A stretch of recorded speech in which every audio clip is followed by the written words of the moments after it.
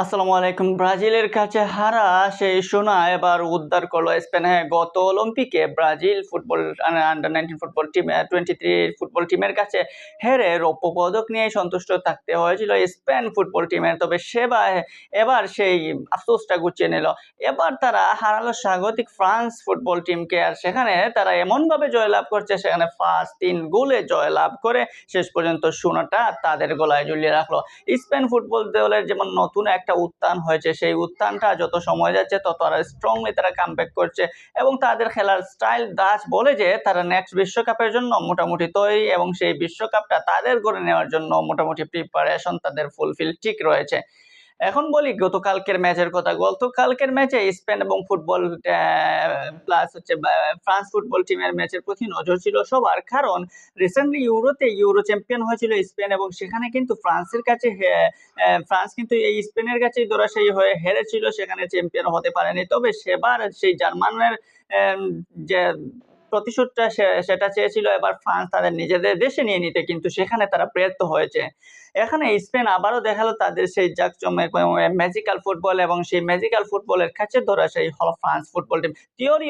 তার যে থিওরি রয়েছে সেই থিওরিটা এবার ব্যর্থ হলো স্পেনের সুদর্শন ফুটবলের কাছে।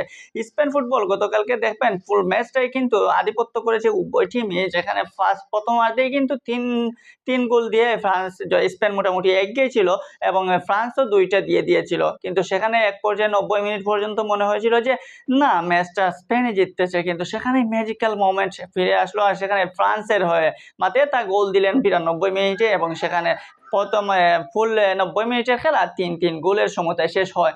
যখন আরো 30টা মিনিট অতিরিক্ত দেওয়া হলো এবং সেই অতিরিক্ত মিনিটেই তাদের যে স্পেন তাদের যে খোলাস সেই খোলাস থেকে বেরিয়ে আসলো এবং তারা সেই ম্যাজিক্যাল মোমেন্টটা এনে দিল স্পেন ফুটবল টিমকে।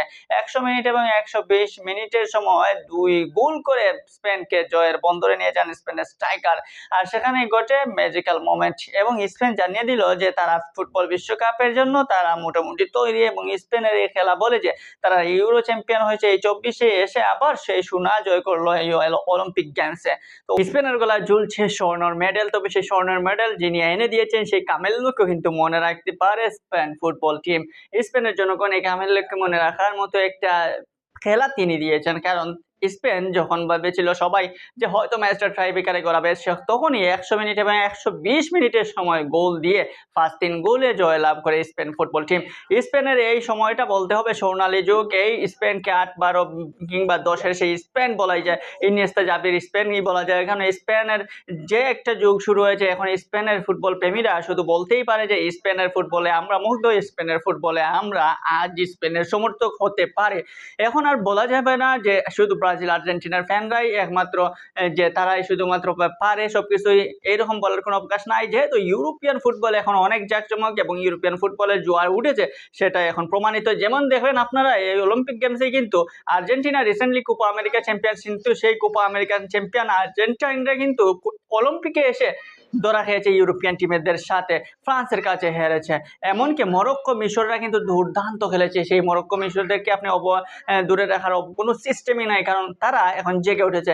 তবে এবার বলি অলিম্পিক গেমসে এবার যারা স্বর্ণ রৌপ্য মেডেল জিতল, স্বর্ণ জয়লাভ করলো স্পেন, রৌপ্য ফ্রান্স এবং ব্রোঞ্জ পদকটা জয়লাভ করলো মরক্কো নিয়ে বলতে গেলে অনেক কিছু বলা যায়। এই মরক্কো কিন্তু মিশরকে হারিয়ে ব্রোঞ্জ পদকটা জয়লাভ করেছে। আশরাফ হাকিমির এই দল দুর্দান্ত খেলে এসেছে এবং যে লাস্ট পর্যন্ত এসে অলিম্পিকে তারা একটা পদক তাদের দেশের জন্য নিয়ে গেল। তো স্পেন ফুটবলের আপনি যতই বলবেন তত প্রশংসা করতেই পারবেন, তবে দিন শেষে ফুটবল সুন্দর এবং সেই সৌন্দর্যের ফুটবলটা উপহার দিল আবারও স্পেন এবং ফ্রান্স ফুটবল টিম।